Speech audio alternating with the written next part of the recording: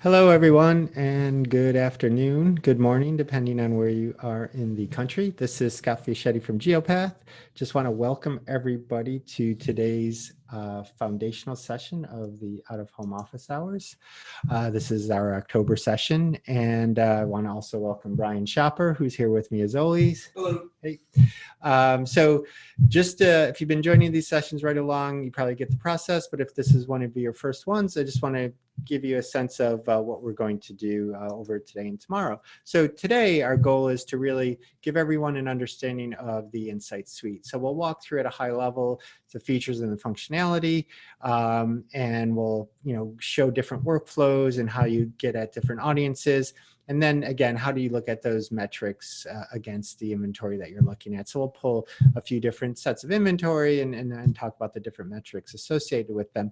And to do that, we have a fun and interesting use case that Brian and I cooked up for everybody today. If you've been joining these right along, you'll know that at times we have guests come on and we do some real life member-driven use cases. But since the Insight Suite went live on October 1st, we wanted to really spend a lot of time today making sure everyone's comfortable. There's a lot of people that signed up for this session today, and it looks like a lot of first timers also joining this session today. So again, we felt it was really valuable to just make sure everyone's feeling comfortable with the Insight Suite. And tomorrow we're going to do our advanced session, which normally would be a walkthrough of a use case, is actually going to be on the Learning Lab. We also felt that that would be really important to make sure everybody's feeling comfortable with the Learning Lab that launched on September 26th as well. So that's the lay of the land for the next couple days. I just want to make sure as we start to get into the session today, a couple points. So as you hopefully are aware of, that the new Insights platform released out of beta on October 1st. So we were super excited about that. And the data that's in there is for use in planning campaigns that launch January 1st, 2020 or later. So as you start to do your 2020 planning, that you'd want to pull data from the Insights, the Insight Suite. If you're doing a campaign that kind of launches and ends within the remaining part of 2019, you'd still use the information from ADS or wherever you're currently pulling your Geopath impression data. And so just to make everybody feel comfortable as well, and to allow everybody to access that data, the legacy system will still remain up and accessible through the end of this year. And within that transition period, the point is that to have this transition period so that operators and agencies can, take their time to migrate to full use of the new Insight Suite and the new Geopath Insights, as we call the broader product that we're producing. A couple of things just I want to make sure everybody's aware of. We put out a blog post on this, I know, a while back. And but I want to make sure everybody's aware of kind of that transition period and what the inventory will look like in the system. So in the Insight Suite and also data in the VAI, sorry, not the VAI, the API. We do have a VAI, but that's a different thing. So you'll see measured inventory. So that's, we've re-audited and are in the process of re-auditing all of our inventory. And so measured inventory in the Insight Suite is past audit. There's some that you will see that's under review. And what that means is that it's been flagged for re-audit by us or our partner, our operators, member operators. And we're cleaning all that up and, re-auditing everything. And that process will take until the end of the year. Some inventory in the system you may see also flagged as under review without any measures with it. So you'll see some inventory in the Insight Suite that's under review with impression numbers. Just know that they may change if there is an under review flag by it, and also some inventory that's suppressed without inventory measures. So I just want to make sure everybody's aware of that as they're starting to use the new Insight Suite, and also if you're also pulling data from the API. Also, that's probably a good segue to say, if you do have any questions throughout any of this session, please reach out to us in the question widget in the Zoom, in the Zoom meeting profile, whatever you want to call that. Anyhow, so if you haven't jumped into the Insight Suite yet, just one thing I always like to talk about before we do that, and that's the next thing we will do. Brian's going to jump on and give us a walkthrough of the Insight Suite. But one of the key things that we always kept in mind as we developed this, and one of the things we talk about a lot when we are talking about the Insight Suite, is this idea about audience first, right? And you may have heard me say this a lot of times, but this is what's really important. It's really helping us be more nimble as an industry, and the fact that we now have more than 8,000 different demographics, behaviors, psychographics available for all our members. As you start to look at and review inventory, you can always start from an audience first approach. But you can also start from looking at inventory first or looking at DMA first. But again, we are super excited and want to always talk about that as kind of what's happening within the industry, because it is a big shift for us. Without further ado, I'm going to hand it off to Brian, and we're going to jump into the Insight Suite. He'll give you an overview first, and then we'll walk through the use case. Thanks a lot.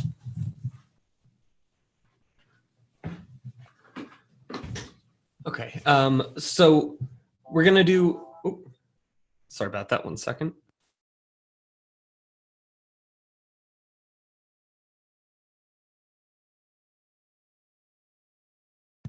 Okay, sorry about that. Got a phone call. So like Scott just said, we're going to jump into the Insight Suite, and I just want to walk everybody through at a high level what the Insight Suite looks like and sort of where things are before we go into our example today. So as I'm going through right now, don't worry about catching everything. We're going to go through it in an actual example from sort of the start to finish workflow. So you'll see all of it in use in just a little bit. I'm going to come here to this home button right at the top. And this gives an overview of each of the different modules within the Insight Suite. So the workspace module, which we'll be using quite a bit today, both at the start and finish of our workflow, is a planning module. So you can do some market discovery there, market averages, and get an understanding of a different market. And then from there, you can go into the Explore module, which is much more of a graphic approach to the inventory. You can see everything laid out on a map. You can filter in a lot of different ways, evaluate against some of those 8,000 different audience pieces that Scott mentioned. And our workflow today is going to start in the workspace, go to the Explore module, and then at some point we'll go to the Places module as well. And that is our points of interest module. And this is, retail locations, stores, like things like that. And you can use these in conjunction with pieces of inventory and just different scenarios that you can build to make a fully realized plan. And that'll bring us back to our final use of the workspace, where we bring it all back together. I just want to make a note, the reports module is still under construction. That's coming soon. And that'll be some post-campaign analytics and more of a graphic approach to the data, just so you can see things as charts and graphs and things like that. So let's do a quick overview. I just want to talk about a little bit about each of the modules first before we do our actual example today. So this is the Explore module. There's a few things here I want to make note of before I click anywhere else. These metrics on the right-hand side, these change and update as we update our filters and we, filter down to smaller groups of inventory. So as we go through today, keep an eye on those numbers, and you'll notice how they change and how the metrics reflect what we're actually looking at. You can also see all these teal dots everywhere. These are audited pieces of inventory across the whole US. About 512,000 pieces of inventory here. And again, these numbers will change. All of this will change. So just keep an eye on it as we go through. There are 4 tabs across the top of the Explore module that you'll use as you go through. The Define Target tab has 2 different functions. The Assign Market function, I want to talk about that one first. This will set the geographic bounds for your inventory, either at a DMA level or a CBSA level, but it also sets your in-market audience. So more so than just excluding things from the inventory filter, it also sets your audience base as whatever the market is that you set. So that'll affect your in-market versus out-of-market numbers. And then in this select audience thing right here, we have the audiences that Scott was mentioning are broken down into 3 large categories. The population population variables are largely census-based and demographics. And these are somewhat in line with our legacy systems, but there are more here than we had before, including some interesting ones like, I'm not sure where it is. I think it's in behaviors. Like language in the home is a really interesting one. So that's the population variables. And just sorry, Brendan, just to jump in, like if you are looking for your ADS, you know, the same audiences, you would ultimately go to the demographics. That's where all those would be housed. So, and as Brian said, there's a whole lot more here available as well. But that's where you can kind of mimic what was in ADS. Yep, and so that's the population variables. I'm going to skip consumer profiles for just a second. We'll talk about those in a minute. Prism Premier, as well as all of the audience data that's in here, comes from our partners at Claritas. But Prism Premier is their segmentation product. And this is these 68 different segments that they've broken it out. Every household in the US is broken down into one of their 68 segments. And these are just good ways, if you have a basic idea of like the sort of socioeconomic kind of people you want to look for, this is a great starting place if you don't have specific variables that you'd like to look at. And then the consumer profiles is a large majority of those 8,000 plus audiences that Scott was mentioning. And these are broken down into a really big number of categories. We're going to dive into a couple of these today just to take a look around. But as I scroll through, you know, just call it a couple of them: health, environment. I really like these psychographic ones. They're a bit more abstract, which are really interesting. Retail, travel. There's a lot of audiences in here. Like I said, a vast majority of that 8,000. So that's the define target tab. The filter inventory tab, exactly what it sounds like. It's a really rich way to filter out the different inventory from the tool here. As I mentioned, we've got about 512,000 different spots and panels here. So there's a really rich array of ways to filter through that, whether by media type. So you can go digital, non-digital. You know, you can go into each one of these categories here. So say I wanted to look at non-digital posters right here, or digital posters, we could do that. Or street furniture is always a really interesting one to look at. Let's look at the non-digital street furniture. Look at all these different media types that we have in here. It's pretty robust. And these actually update and filter themselves as you change markets. So say you go to a market that doesn't have all of these inventory pieces or inventory types, it'll filter out the ones that are not there. You can do by media attribute, so orientation, the different directions, or by size in height and feet, or the height and width in feet. Operator, and these are the number of pieces of inventory and the names, and you can of course search here. And this, just like the media types, will filter itself out as you go to different markets and different areas.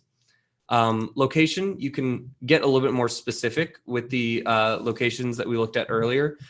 So in this define target tab, we have the option for DMA and CBSA, but here you can actually get down to zip code, county, and we're going to be adding some more geographic definitions as well, but you can get more close with that. Specific spots, this is super handy if you have, you know, Excel grid or an email or something like that with just a group of IDs and you want to look at just those units. You can just paste those in right here, either as Geopath IDs or as the operator's IDs. And the tool actually verified that it matched with IDs in the system, and it will let you, you know, see which ones didn't match, and then you can just look at the specific ones you're trying to see. Thresholds is kind of an interesting filter. There's a couple different ways you could go for this. I've been tending to use the example, say it's an alcohol campaign. A lot of times they'll need a audience comp of 70% that has to be 21 plus because they can't advertise to minors. So if you wanted to set this as 70, you would only see inventory that reaches, you know, 70% audience impression composition. You could also do target impressions, and there's a couple different ways that you can use that. Finally, we'll talk about scenarios in a bit, but you can load saved inventory sets. So if you've done all your work in here and you've filtered down to a handful of units that you want to save for later, you can do that and save those as an inventory set. That way you don't have to do all the work again. You can come back, you know, the next day and just load it up right from here. Layers and display options we'll use a little bit today. This is mostly map level pieces of the tool. So you can load in saved inventory sets, place sets, geographies, and you can stack them on the map on top of each other and color code and change the different symbols and basically just make a custom map of whatever you're working on and then export that actually using the Actions tab. You can save it or you can print it as a PDF. Also in here, really quick, there's just some preferences in here. You can change the map, turn on or off some features around the map interface. And that's about it for the Explore module. Just any questions that came in? Sorry. No questions, but it sounded like people had a hard time hearing my last comment. I think I was too far away from the mic. All I was trying to say is when Brian was in the defined target area, if you need to go back to and use some of the previous ADS audiences, that's where you would go into the demographic. So population, and then that set right there is where you would go to mimic some of the ADS audiences. That was it. So sorry about that. Okay, so that's pretty much the high-level overview of the Explore module. And again, like I said, we're going to go through it using an example today. So don't worry if you missed some stuff. We'll go through it in a practical use case. I want to jump to the Places module really quick, and I'll wrap it up with the Workspace module, and we'll talk through that.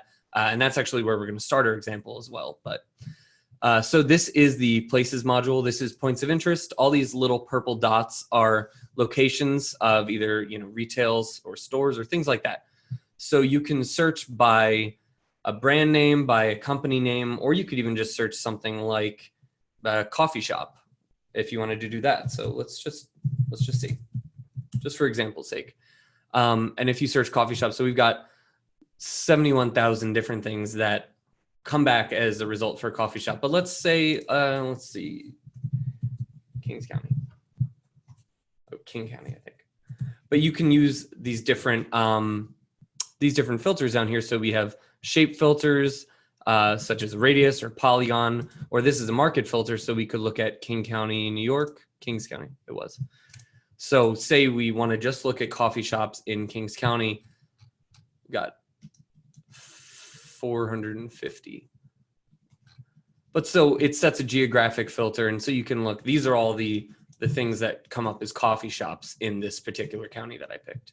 And so from there you can go and look at the specific ones, and you can filter these out even more, and then you can save these as a place set with this floppy disk icon down here, and save it as a place set, and then you can use that with your inventory in the Workspace module and bring it all together in one planning module.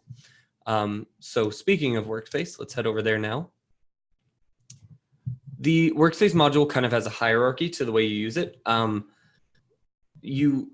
lot of it's just meant for organizational purposes. So you can see I have all these different projects here, all different names. You can see some of in the description here, different scenario numbers and stuff like that.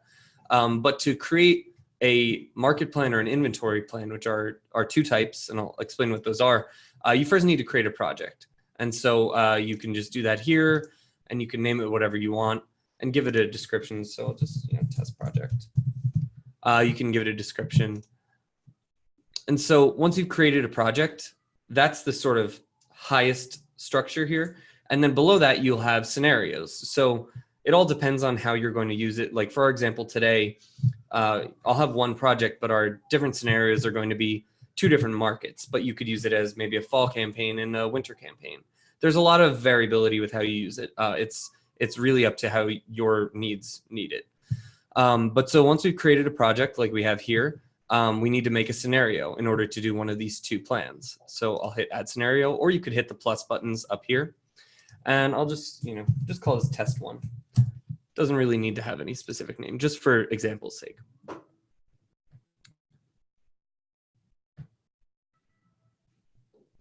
So once you're in a scenario, there's two different plans that you can make. This Places module, the Places is part of the inventory plan, but the market plan is very in line with our O-plan tool, our legacy O-plan tool.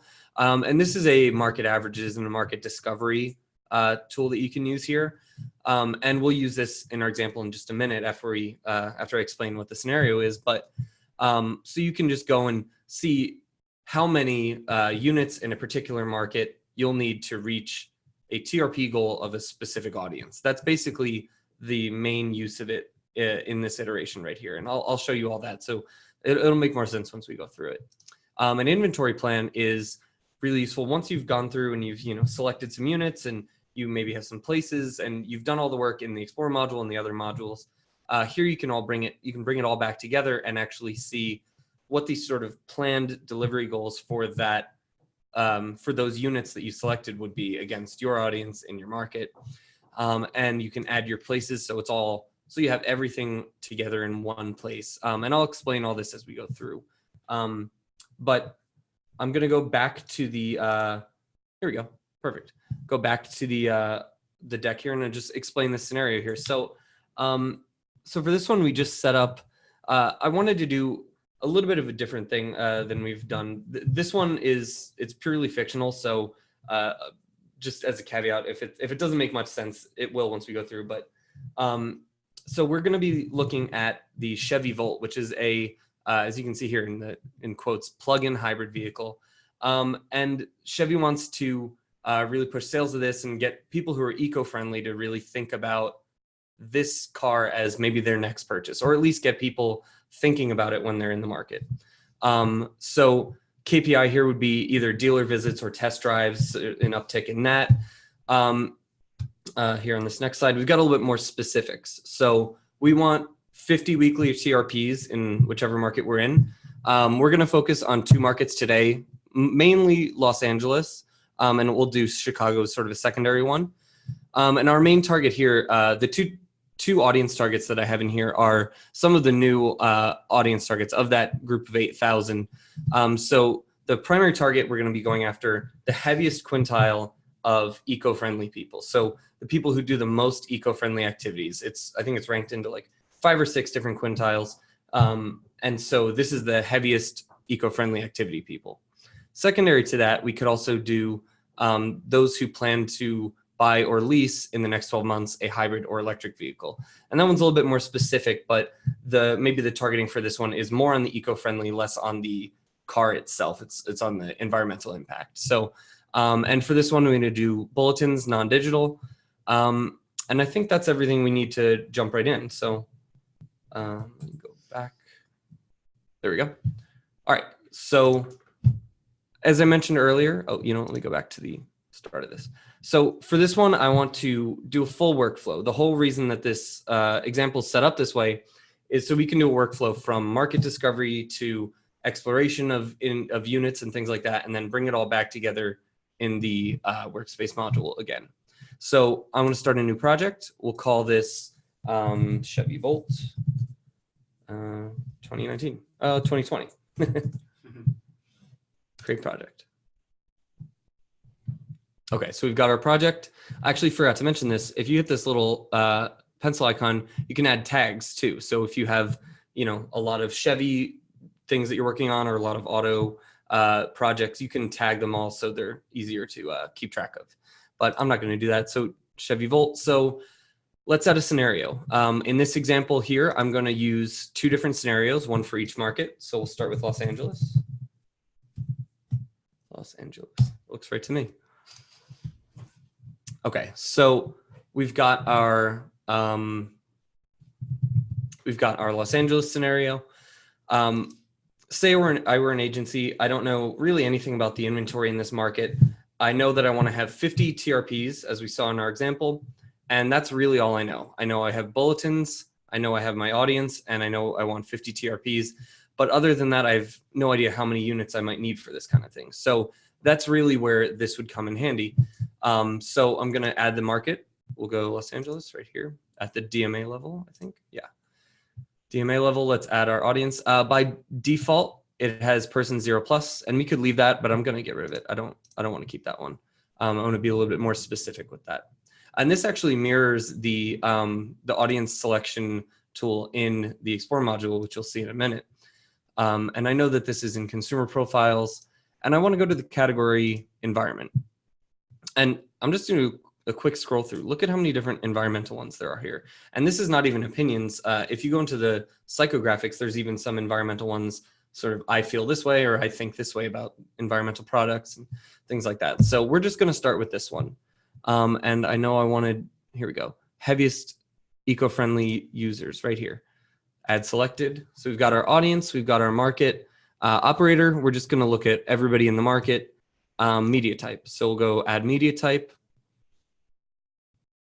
And there's actually two ways that you can do this. Say, if this were street furniture or something, and typically maybe an agency buys benches and bus stops together or something like that, you could package them together as a group. So you could select multiple things and then hit add as group, and that would add 2 or 3 or multiple media types together. But we're going to do just freestanding non-digital bulletins, and that's all we're going to do, just individually those. So add as individual. All right, we know our weekly TRPs, we want 50. Plan length, we'll just keep it at 1. Effective reach, we'll leave it as 1. And I'm just going to hit generate. So now what this is going to do is actually go through and figure out how many bulletins in this market we would need to get at least our TRP goal. So TRP 51, so we went a little bit over, which is fine. See, we need about an average of 28 bulletins in this market to reach 50 TRPs against this target. So I'm going to actually write that down just so I don't forget it. And just as Brian is doing that, one thing to note is the TRP column here. That's for the planned TRP. We're going to relabel that so it is a little bit more clear. So if Brian had picked 4 weeks, it would, it would potentially be, a different set of, obviously different number of units needed, but we're looking at a week. So I just want to make sure that that's clear for everybody, because I know in O-Plan, I think it's labeled slightly different, where you can look at the planned TRP as well as just the weekly TRPs. So I just want to make that note for now. Okay, so we've done that. So I wrote down, actually, we need about 28 in LA. So I'm going to just save my scenario, and then I'm going to go and make another scenario for Chicago, so we can do the same thing and explore a different market and see what we would need there. So I'm just going to hit add market plan, and we'll name this one Chicago. Create scenario. And for this one, we're going to do exactly the same thing. The only difference will be the market. So add Chicago, person 0+. I don't want that one. Go consumer profiles, environment, and then here we go. Quintile number 1, operator. So we want the same media type, also bulletins, non-digital bulletins, individual. And same thing, we want 50 TRPs. And so we'll just leave all those. And so this is always always an interesting thing to see, just the way that different markets, in order to get the same TRP goal, different markets could require vastly different quantities of inventory. It's just an interesting thing to see. Okay, so this one, about 51 TRPs. Let's see, 21, so a little bit less. I'm going to write that down. For both of these, when we go and actually select some units, I'm gonna aim over just in case. But so about 21 here and 28 in LA. So I've done that. We know we need about that many units in each of those markets. So let's go and find some units. We'll go into the Explore module now.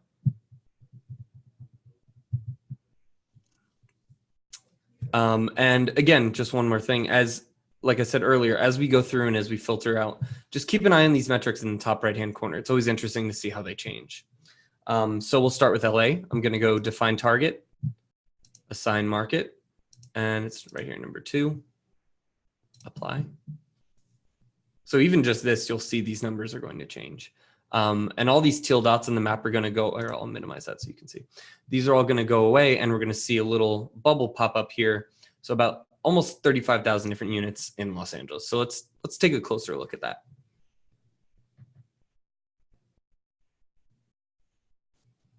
Wow, a lot of units, pretty dense. Let's get a little bit closer. So if this is your first time logging or taking a look even at the Insights suite, This might be a little overwhelming. What are these different colors? We've got this key right here. It'll explain what each of these are. And since it's showing these walls and murals, that tells me that there's some in our filter here, and I can actually see one right there. So I know there's some walls in like downtown LA, but a majority of these, it looks like, are these first three.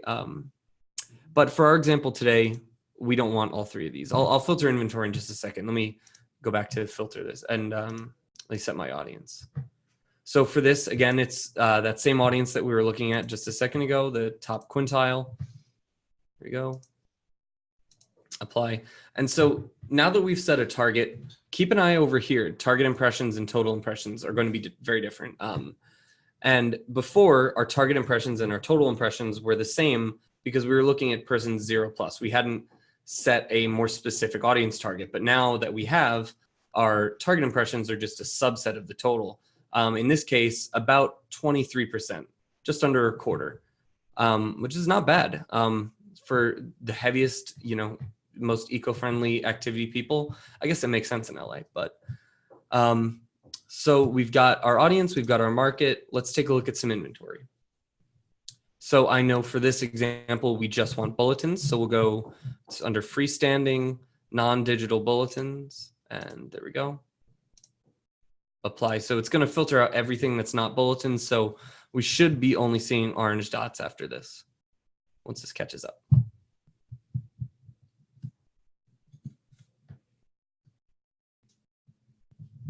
Okay. All right. And I'm not going to pick an operator or anything like that. We're just going to look at these. There's a lot here. So there's almost 5,000 bulletins in this market. So there's a couple different ways that you can actually start to net this down. In another example, say you had specific unit IDs, you could just paste those in.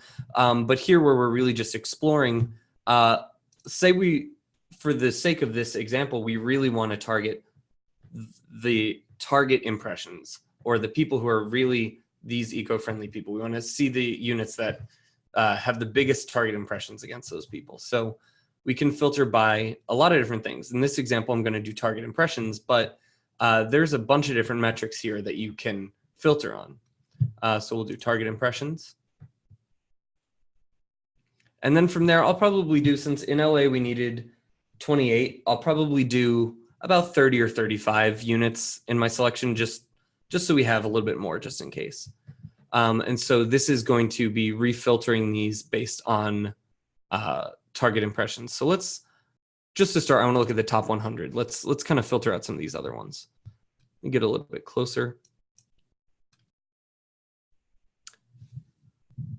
And actually, as we get, it's filling out a little bit more. As we get closer, you'll see, once I get to a certain zoom level, the icons actually change. So right now they're just still dots, but as we get a little bit, here we go. As we get a little bit closer, they start to show directionality and also number of facings.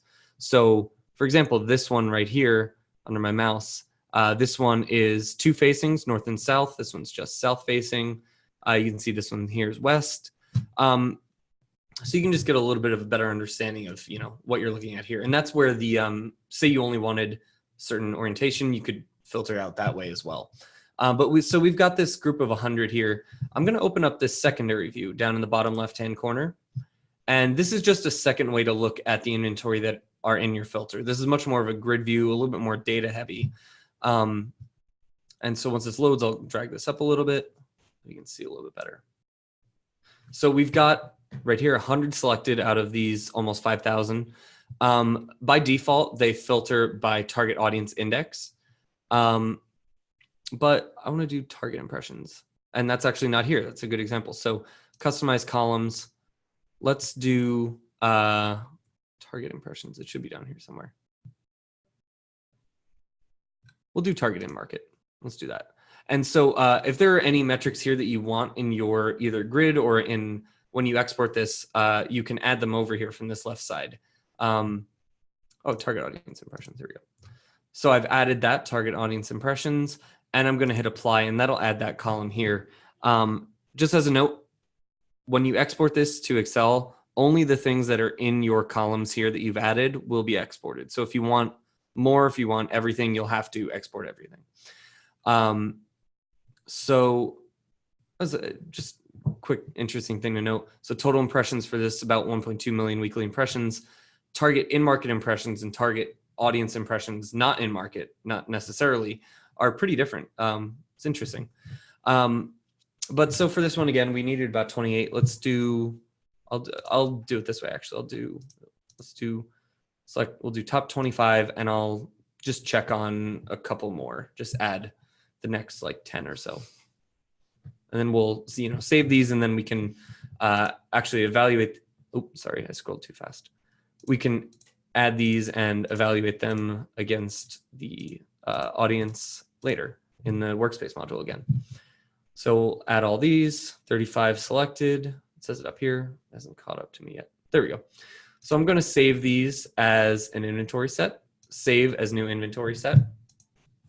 And we'll call these Los Angeles bulletins and top quintile. And you can name them anything you want. These are just for your own records so you can keep track. Okay, we'll save that. And that's about all the work I want to do in Los Angeles. We're going to, in a second, bring this back into Workspace, but I want to switch to Chicago and do a different market.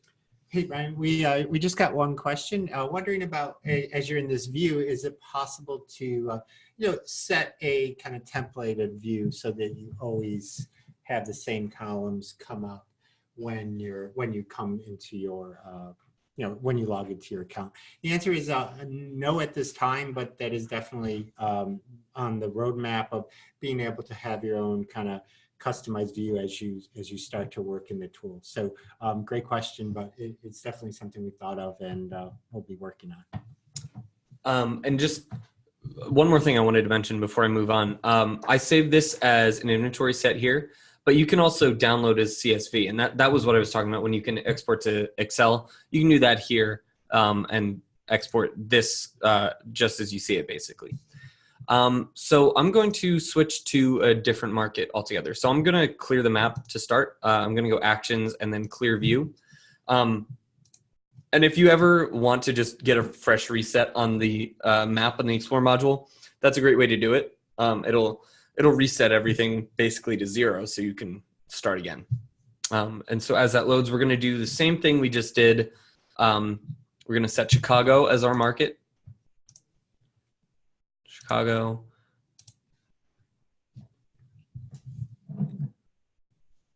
We're going to find that audience.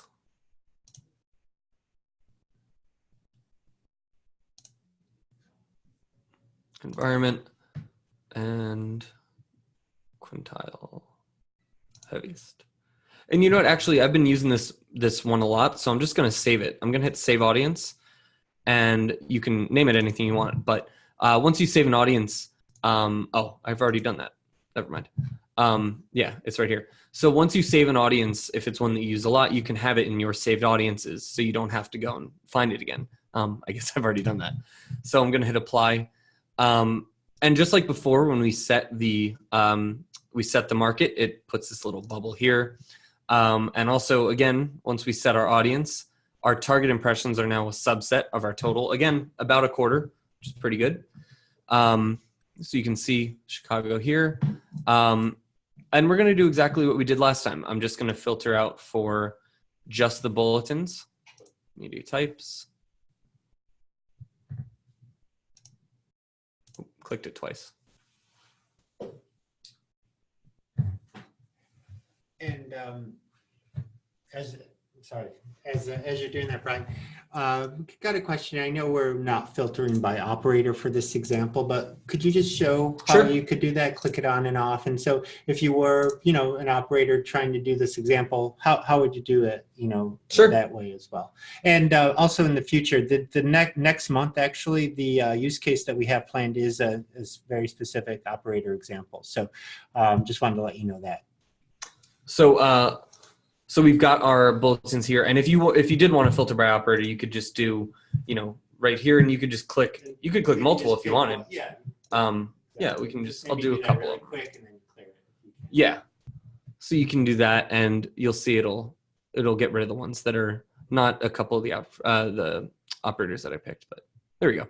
So it was hard to see, but they did filter out. So I'm just going to clear that. So if you wanted to do that, that's how you would do it. The filters all pretty much work the same way. Within each of these buckets, there's an apply button. So it won't take change until you actually hit the apply button. So I think it should be showing all of them now. So we've got about 3,700 bulletins in the Chicago market. Again, we want to look at target impressions, and we're going to do same thing we did. I'll start with 100, and then I'll get a little bit smaller. Hold on, sorry, it's fighting me. There we go.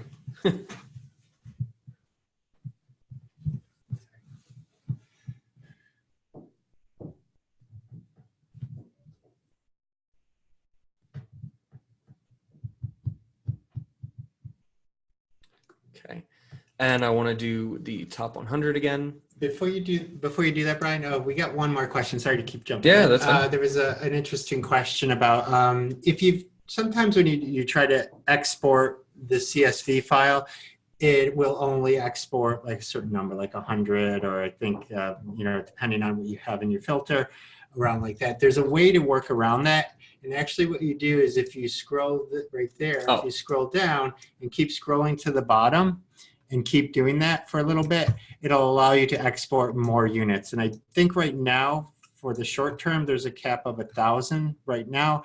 But again, that will be changed fairly soon as well. I think while we're in this transition period, I think that was put in place. So you can see how Brian dragged it to the bottom and the cursor, the little gray box moved up. That's showing you that it's loading in more and more inventory to be able to export as well. So let me just get myself back to the top here. Go back up. And again, for this example, just like we did with LA, we're going to set top 100. It's going to deselect most of these. Well, pretty much all of them, but 100. And I want to open up the view on the bottom here, just as we did last time. And I'll do exactly what I did. For this one, I wrote down, it said we would need about 21. So I guess I'll pull 30 for this one, just to be safe. And once we're in the, zoom me out all the way, I guess. When we're in the workspace module later, we can deselect whatever we don't need. So, and I'll show how to do that. So, target audience impressions. It actually, going along with the question that somebody had earlier, it still has the customized columns I added from the last market. I think as long as you don't log out, it should probably keep them. Right, exactly. For this session. For this session, it will keep it. So I want to go top 100. We'll do just the top 25. And I'll just pick an additional 5 or so.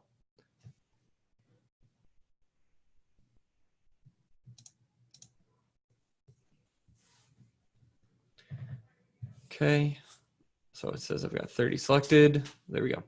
And I'm going to save these as a different inventory set. And we'll call these, there we go. Chicago.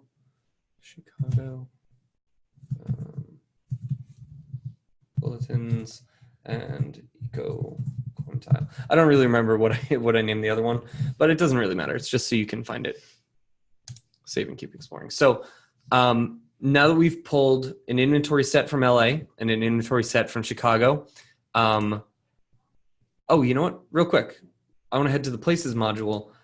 This was just a quick thing I wanted to do. And I wanted to look at Chevy dealers in these two markets, just really quick, and then we can bring those into our workspace as well. Let me clear this. Clear all. That should work.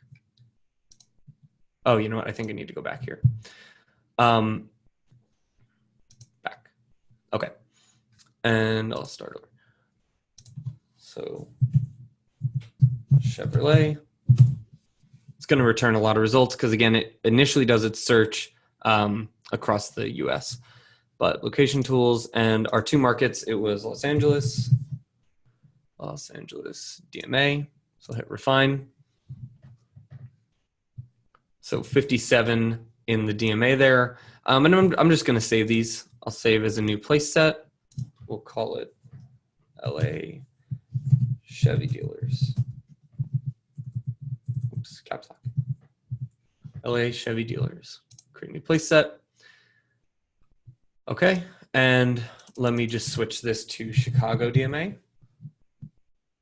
Chicago, and I'll hit refine. 64 in that DMA there. So I'm gonna hit the save icon here, save that as a different set, and we'll call that Chicago Chevy dealers. Okay, and we'll create that as a separate place set. So that was just a quick little thing I wanted to do. And so now that we've done that, we've done our exploring in the Explore module, and we saved 2 different inventory sets. We can now go back into those projects or into those scenarios that we started right at the beginning, and just pull it all together. So Chevy Volt 2020 was the project I was working on. Okay, so these scenarios will load up in just a second. So let's start with Los Angeles. And we will now use these to make an inventory plan. There we go. So again, the market plan is what we did earlier. That's what told us we would need about 28 bulletins. And so an inventory plan, I'm going to just add things just right through as I did with the market plan. So we'll start with our audience, create a new audience. Just as a note, when you're doing an inventory plan, the tool has you save whatever audience you're using in order to do an inventory plan, which is fine because I actually already did that. So, but had you not done that, this is set up the same way as the Explore module is. So you can just search, or you can go through the categories here. But saved audiences, I'm going to load that one. We'll set our market. This one is for Los Angeles. Add selected. Okay. And then my goals for this one, you can type in whatever you want here. These are just sort of benchmarks for yourself. As you add your inventory, you can see how it actually will perform against what you wanted here. So I'll put the 50 TRPs that we were aiming for, and then add inventory. So here you can add a couple different ways. You could either drop in the Geopath IDs, just like you could in the Explore module, or you can drop in the operator IDs, same thing. But you can also just load in your saved inventory sets. Los Angeles. Here we go. Los Angeles. This should be, I think it was 35. So we'll see if this should be the right one.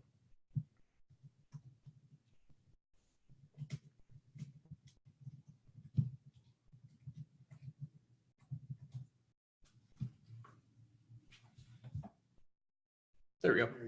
Perfect. Okay. Oh, wow. Look at that reach. That's great. Wow. Look at that. We are way over our TRP goal.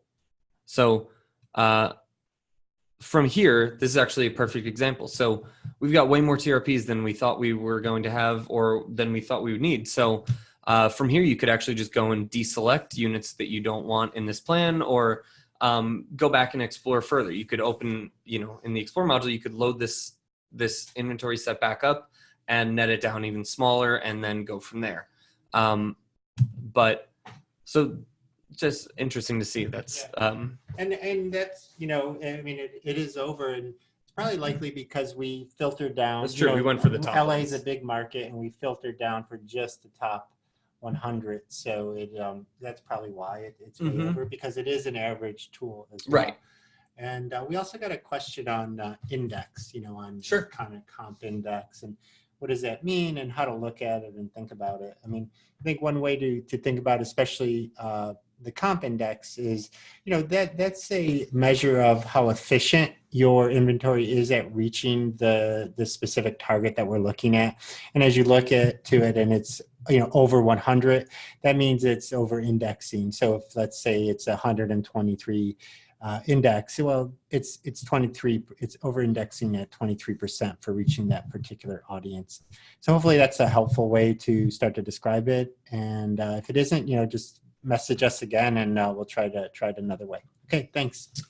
And just one more thing with this before I move on and do the Chicago one.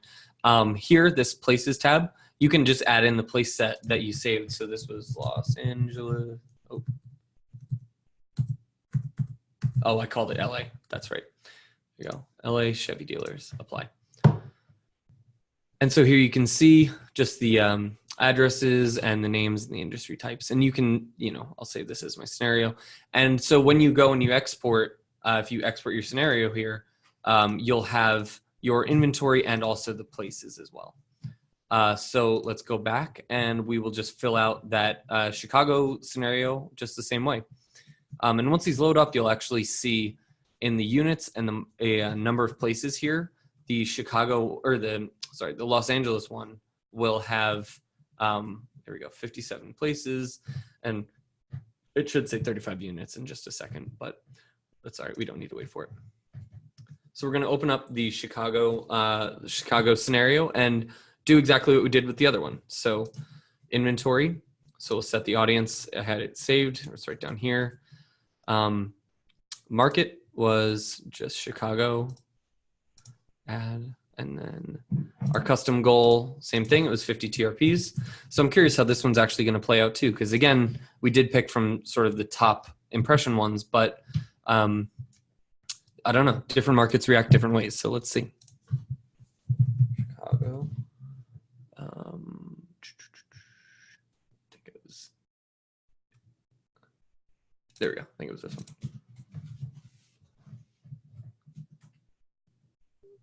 And I think for this one I did 30, I believe. So this one will probably be a bit over as well. But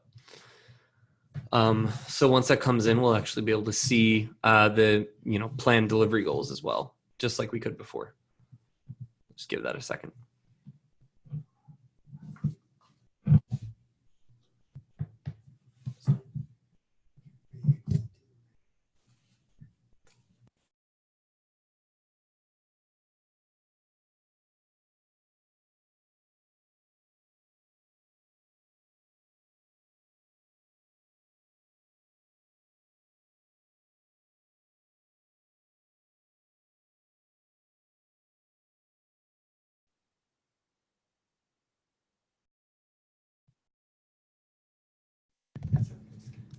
Oh, okay. Well, we're running low on time. I would try it again, but I just don't want to hold anybody too long. So there was you had some questions? There were a couple of questions. One earlier in the session, an earlier question in the session about when we create maps, how do you layer things in, which we can try to do really quickly for everyone.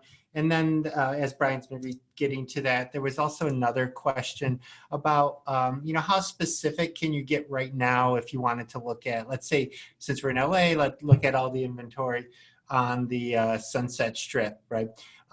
So right now, the finest level of geography we can get to is zip code. But again, in the roadmap, we will be able to draw polygons around things and see inventory in particular areas. So, but again, just to reiterate, right now it's just for the smallest is a zip code. Okay, so I'm just going to quick. I just want to make sure my market is still set as Chicago. I'll let that refilter.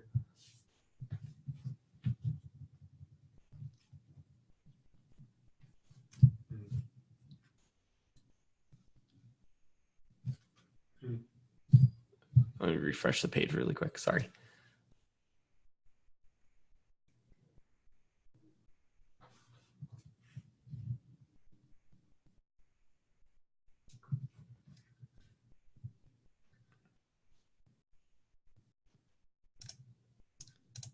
Should still have our market. Oh, there we go. Okay, sorry, it was just taking a second. So as I mentioned earlier, and as the question was asking, when you have different layers and stuff like that, that you've pulled, you can actually layer them on top of each other and see how they, how they make a nice map together. So I'm just gonna select none. I'm gonna deselect everything on the map so we have a nice blank canvas here. And then in layers and display options, you can load in your different inventory sets. So this one is called Chicago Bulletins Eco Quintile. And then, so that was our inventory set for just this example. And then our place sets, it was Chicago Chevy dealers. So here you can actually, if you wanted to, you can stack these differently with dragging this way. I want to put the units on top, and I'll make them, I don't know, some sort of blue, and I'll leave the Chevy dealers as purple. And so we'll just hit apply view, and you'll see, so those are the dealerships, and the units should pop up in just a second. There we go. And so, if you wanted to save this or export this, you could go to the Actions tab, and you could save the view. So you could just call this up right like this. You don't have to set the layers again. But if you hit Print View, you can actually print as a PDF. Save as PDF, and then it'll give you the map, and then also just a little bit of information on the bottom. Cool. It's taking a bit. There we go. So you can see, you can just grab that as a picture from the PDF and drop it into presentations and things like that. Great. So thank you, Brian, for running through all that, and thank you for all the questions. I hope we were able to get to them all, and hopefully we answered them well enough. But if you still have more questions, please feel free to reach out to us, always at geekout@geopath.org. I know there was at least one question that felt like needed a little bit more information, so I did message that person. So please, email us at geekout, and we can get you more information on that. And also related to the index question, in the Learning Lab, there is a lot of information that even gets down to the level of explaining, how to calculate an index and things like that. And we'll be talking about a lot about that tomorrow. So that's a nice segue into tomorrow's session. So we're actually going to walk through the Learning Lab, show you how to navigate it, show you how you can get your Geopath Learning Lab certificates for completing all 3 tracks of the Learning Lab. So definitely join us for that. There's a lot of great information within the Learning Lab and in the Geek Out library as well. Want to point out too that our next sessions, usually we do these last Thursday and Friday of every month, but because of the Thanksgiving holiday, we're going to move them a week earlier. So the next sessions will be November 21st and November 22nd. And we'll get back on our normal schedule in terms of content. So with the foundational level, we'll do a walkthrough of the Insight Suite as always, but then we'll show you how to pull data for a use case that we're going to actually talk through the next day in the advanced level. So that's the kind of format that we've been having and using since May coming out of our conference.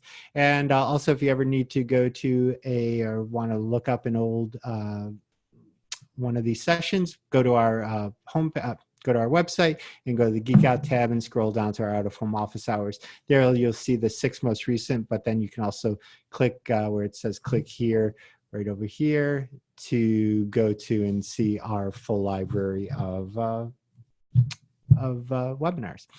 Also too, just to get it out there, we're always happy and excited to have our members reach out to us, and we can build a use case with you and have you come on and we can talk to our members about it. The goal of these use cases is to really help all the industry learn and really get comfortable with the tools in the Insight Suite itself. So and we want to have a mix of agency and operator versions. And I know we've been trying to do like one version, an operator version, and the next month an agency version, just so everybody feels represented and everybody's seeing the information they need in these. So again, geekout@geopath.org if you have any other questions.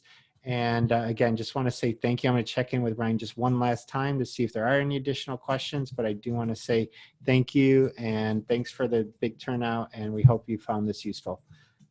No questions? All right. Thank you, everyone. Have a great rest of your day, and hopefully we'll see a lot of you back here tomorrow. Thank you.